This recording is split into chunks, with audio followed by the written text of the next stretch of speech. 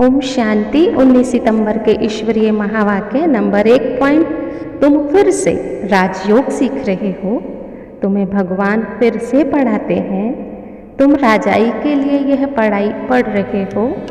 अपनी M object सदा याद रखो। नंबर 2 पॉइंट है, हमारी स्टूडेंट लाइफ है, बेपरवाह लाइफ है, इसलिए गुटका प्रूफ बनना है। गुटका प्रूफ का मतलब होता है कि अंदर व्यर्थ संकल्पों का तूफान जो है वो नहीं होना चाहिए, नहीं तो गुटका प्रूफ बन जाएंगे। तो हमें स्टूडेंट लाइफ को एंजॉय करना है। नंबर 3 पॉइंट बहुत अच्छी कि हम सब यहाँ पर आए हैं बाबा को याद करने, पुरानी दुनिया, पुराना शरीर, पुरानी चीज़ों से मोह ममत्व त्यागने। इसलिए बड़ी खुशी खुशी से बाबा की याद में रहना है, ताकि यह पुराना शरीर छूटे तो हम बहुत खुशी से इसको छोड़ें। तो इसकी हमें तैयारी करते रहना चाहिए। नंबर 4 पॉइंट है, बाबा खुद कहते हैं हमने तुमको बच्चा बनाया, मनुष्य से देवता बना रहा हूँ, राजयोग सिखा रहा हूँ, तुम भविष्य लक्ष्मी नारायण बनेंगे। तुम्हारी बुद्धि में ये सब बातें हैं, सारे विश्व पर हमारा ही राज्य था। 5वीं बात, बहुत बड़ा वंडर, यह पाठशाला है। ऐसी पाठशाला है जहाँ पर जवान बूढ़े बच्चे सब पढ़ते हैं, सब राजयोग सीख करके राजाओं का राजा बनेंगे। ऐसा वंडर और किसी भी सत्संग में होता नहीं है कि बच्चे बूढ़े जवान सब मिलकर के पढ़ते हो।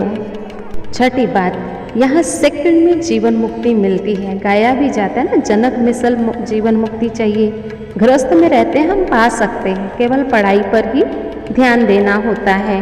सूर्यवंशी डायनेस्टी स्थापन होती है। परमात्मा इसी समय जिसे लिबरेटर, गाइड, ब्लिसफुल, गॉडफादर, सर्व का दुखहर्ता, सुखकर्ता कहा जाता है, वह बाप आया ही है हमें मुक्ति, जीवन मुक्ति देने के लिए। तुम भी अपने मित्र संबंधियों को यह बात समझा सकते हो। 7वीं बात है, हम ब्रह्मा कुमार कुमारियाँ 5000 वर्ष पहले भी संगम पर ब्रह्मा मुख कमल से बाबा ने जो ब्राह्मण रचे थे, वही ब्राह्मण हम फिर से देवता बनते हैं। हम ही रूहानी पंडे हैं, रूहानी बच्चे हैं। बाबा हमें कहता है, हे पांडव, हे रूहानी पंडे, थक मत जाना। बाबा कहते देखो, तुम सबको बाबा का परिचय दो। तुम स्वर्ग के सुख पाने के लिए राजयोग सीख रहे हो। भगवान निराकार है, ये तुम्हें सबको बताना है।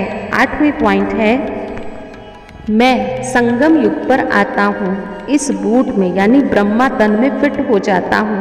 ड्रामा में कोई चेंज नहीं हो सकती है। रोला कितना कर दिया है, इसलिए प्रश्न पूछा जाता है गीता का भगवान कौन।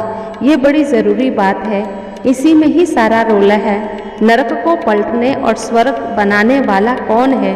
बाप ही यह काम कर सकते हैं। देखो ये लक्ष्मी नारायण कितने एक्टिव थे। बाबा कहते सिर्फ मुझे याद करो, योग अग्नि से भी कर्म विनाश हो जाएंगे। तो बाबा ने कहा तुम ऊंच पद पा लेंगे, लेकिन पवित्र रहने की हिम्मत रखनी है। 9वीं पॉइंट, तुम ब्राह्मण चोटी हो, तुम स्वदर्शन चक्रधारी हो। स्वदर्शन चक्र देवताओं को नहीं, केवल तुमको है, परंतु तुम संपूर्ण नहीं बने हो तो निशानी देवताओं को दे दी है। स्वदर्शन चक्र फिराते, कमल पुष्प समान बनते, शंख ध्वनि करते, तुम देवता बन जाएंगे। अभी शिव बाबा द्वारा विष्णुपुरी स्थापन हो रही है। ये बातें तुम्हारे सिवाय किसी की बुद्धि में नहीं है। 10वीं बात है, शिव बाबा का भंडारा भरपूर। कहते हैं ना, जिस भंडारे से खाया वह भंडारा भरपूर, काल कंटक दूर। यहाँ तो अकाल मृत्यु होती नहीं। पतित पावन शिव बाबा के भंडारे में जो आता है वह पावन बन जाता है, इसलिए इसको ब्रह्मा भोजन कहा जाता है। इसकी बहुत बड़ी महिमा है। योग भी बड़ा अच्छा चाहिए। योग में रह भोजन बनाओ और खाओ तो तुम्हारी बहुत अच्छी उन्नति होगी। उस भोजन में बहुत ताकत आ जाती है। योग में रह तुम भोजन खाओ तो बहुत ताकत मिलेगी, तंदुरुस्त हो जाएंगे। बाबा खुद कहते हैं हम बाबा की याद में बैठ, जैसे कि हम और बाबा खाते हैं, परंतु फिर भी भूल जाता हूँ। एक बाबा की याद में रह करके भोजन करना है। और आज का वरदान, ब्राह्मण जन्म की विशेषता को नेचुरल नेचर बनाने वाले सहज पुरुषार्थी भव। जैसे किसी का जन्म राज परिवार में हो तो बार बार स्मृति में लाते हैं मैं राजकुमार राजकुमारी हूँ। चाहे कर्म रुचि के कारण साधारण भी हो, लेकिन अपने जन्म की विशेषता को नहीं भूलते। ऐसे ब्राह्मण जन्म ही विशेष जन्म है। तो जन्म भी श्रेष्ठ, धर्म भी श्रेष्ठ, कर्म भी श्रेष्ठ हैं।